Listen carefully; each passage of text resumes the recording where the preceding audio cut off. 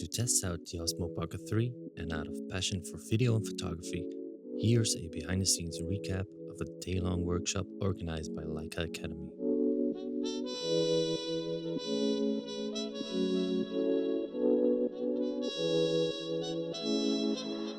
There's rumors the Pocket 4 is coming out before the end of the year, so I wanted to try and see if this compact system is any good.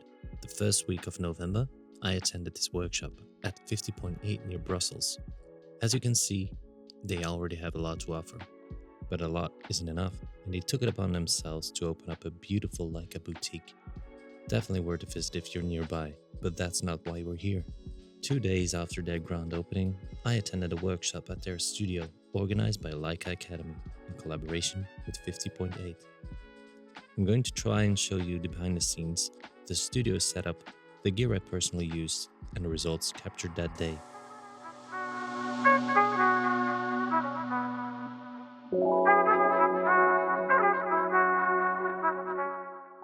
The gentleman you're seeing right here is the one who made it all possible. This is Thomas Voller, who's not only super friendly, but also a very talented guy. He climbed his way to the top and has been working as director of photography in some well-known French movie sets and advertising campaigns. There was a table filled with amazing Leica products to choose from, M's, Q's, SL's, but I also brought some of my own stuff, such as my M10-P Reporter and my MP. And by the time Thomas worked his cinema lighting magic, the set looked a little something like this. Most results shown in this video are shot on my M10-P Reporter. Let me know in the comments how you like them.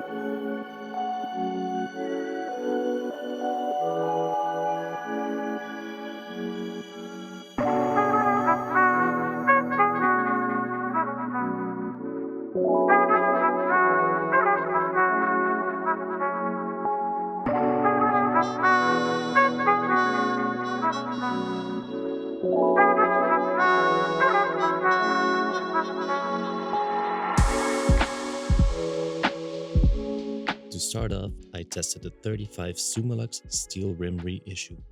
A mouthful indeed. First of all, it's compact and lightweight, but it handles really well. It's a relaunch of the original vintage design of the first 35 Summilux. It's part of Leica's classic line, and here's how it renders wide open at 1.4. You can see it flares, it has cat eye bokeh, and a pleasing softness to it, which I personally really like. Next up, the 51.2 Noctilux, another reissue of a classic super fast lens. I was expecting it to be larger, but maybe I'm used to the size of my 75 Summilux by now.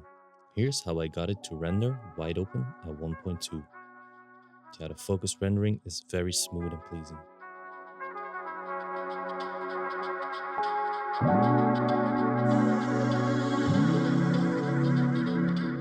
I got the chance to test out the new EV1 as well. Here's how it looks. If you have any questions about it, feel free to leave them down below in the comments. I can see a use for it, though it's not 100% optimal yet. Here are some results I shot on the Q3 43, and as always, loving the versatility of the Q system. Last but definitely not least is mine as well as Dr. Mandler's favorite lens, the 75 Summilux. It is absolutely legendary, and I used it for the better part of the day. It's the third version, made in Germany, and has exceptional build quality. It's quite compact, has a nicely dampened focus ring that goes down to 0.7 meters, making it super versatile.